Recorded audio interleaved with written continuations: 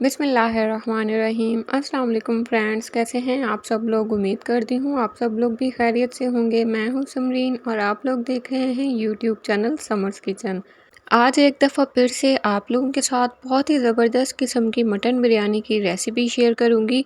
आप लोगों ने वीडियो को कंप्लीट वॉच करना है तो चलिए रेसिपी स्टार्ट करते हैं। बिस्मिल्लाहिर्रहमानिर्रहीम। सबसे पहले हम एक पैन में आधा कप ऑयल शामिल करेंगे और 2 मीडियम साइज़ के चॉप किए हुए प्याज शामिल कर देंगे। प्याज को आपने गोल्डन ब्राउन होने तक फ्राई करना है। चम्मच को साथ साथ चलाते रहेंगे। अब हम इसमें 2 टेबल स्पून पानी शामिल करेंगे ताकि प्याज जो है वो जले ना। 500 ग्राम इसमें मटन शामिल करेंगे और 1 टीस्पून इसमें लहसुन का पेस्ट शामिल कर देंगे। 1 ही टीस्पून अदरक का पेस्ट शामिल करेंगे और हम इसको इतना फ्राई करेंगे कि मटन का कलर जो है वो चेंज हो जाए और अदरक लहसुन भी अच्छे से फ्राई हो जाए। अब हम इसमें 2 से 3 टेबलस्पून पानी शामिल करेंगे ताकि अदरक लहसुन का पेस्ट नीचे ना लगे। 4 से 5 हरी इलायची शामिल कर देंगे, 1 बड़ी इलायची, 1 छोटे साइज़ की दालचीनी की स्टिक, 1 टीस्पून साबुत ज़ीरा शामिल करके अच्छे से इन खड़े मसालों को भी गोश्त के साथ फ्राई कर लेंगे। अब हम इसमें 1 टीस्पून धनिया पाउडर शामिल करेंगे, 1 ही टीस्पून ज़ीरा पाउडर भी शामिल कर देंगे, 1 टीस्पून लाल मिर्चों का पाउडर शामिल करेंगे, 1/4 टीस्पून हल्दी पाउडर शामिल कर देंगे। साथ ही हम इसमें 1 टीस्पून घर का बना हुआ खुशबूदार गरम मसाला शामिल कर देंगे और नमक आपने अपने अकॉर्डिंग टू टेस्ट इसमें शामिल करना है। 8 से 10 आपने इसमें ड्राई आलू बुखारे शामिल करने हैं। अब इसको इतना फ्राई कर लेंगे कि पानी अच्छे से ड्राई हो जाए और ऑयल सेपरेट हो जाए। अब हम इसमें स्लाइस में कटा हुआ टमाटर शामिल करेंगे, एक बड़े साइज़ का, और अच्छे से इसको मिक्स कर लेंगे और 2 से 3 कप इसमें पानी शामिल करेंगे। पानी आपने गोश्त के हिसाब से शामिल करना है। अब इसे कवर करके हम 20 से 25 मिनट के लिए मीडियम हीट पर पकाएंगे ताकि गोश्त जो है वो अच्छी तरह से टेंडर हो जाए। अब इसको मीडियम हीट पर इतना पकाएंगे कि इसका पानी जो है वो अच्छी तरह से ड्राई हो जाए और एक ग्रेवी सी बन जाए।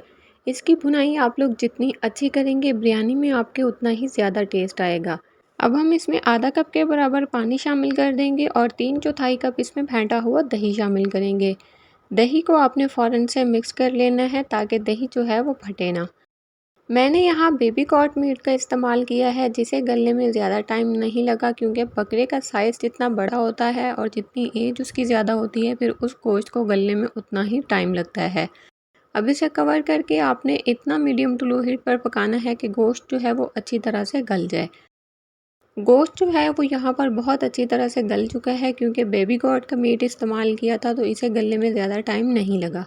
आप लोग अगर कुर्बानी वाले गोश्त से इसको बनाएंगे तो फिर उसे गलने में ज़्यादा टाइम लगेगा क्योंकि वो बड़ा जानवर होता है। ग्रेवी आप लोग देख सकते हैं बिल्कुल परफेक्ट है। ग्रेवी आपने इसकी ड्राई नहीं करनी, इस तरह से लिक्विडी सी बनानी है।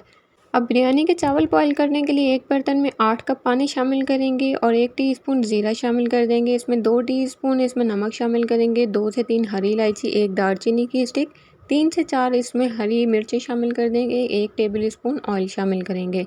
अब हम यहाँ पर 2 कप बासमती राइस इसमें शामिल करेंगे जिसे मैंने अच्छी तरह से वॉश करने के बाद आधा घंटा भिगो के रखा हुआ था।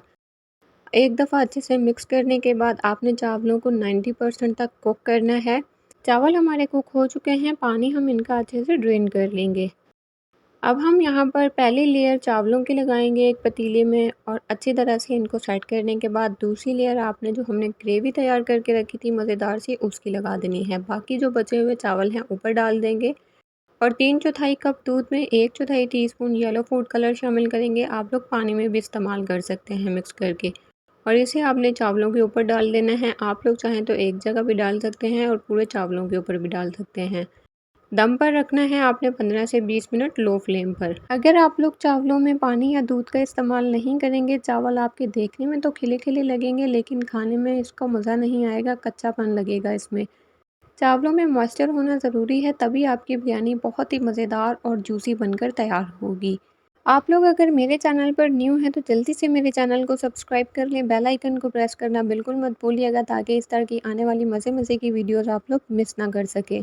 अब आप लोगों ने मेरे कहने पर ईद पर इस रेसिपी को ट्राई ज़रूर करना है। इंशाल्लाह आपको ये रेसिपी बहुत ज़्यादा पसंद आएगी। वीडियो अगर अच्छी लगी हो तो इसे ज़्यादा से ज़्यादा लाइक करके शेयर कीजिएगा फ्रेंड्स में और फैमिलीज़ में। सो फ्रेंड्स, मिलते हैं एक न्यू वीडियो के साथ, तब तक के लिए अपना बहुत ज़्यादा ख्याल रखिएगा, दुआओं में मुझे याद रखिएगा। अल्लाह हाफ़िज़।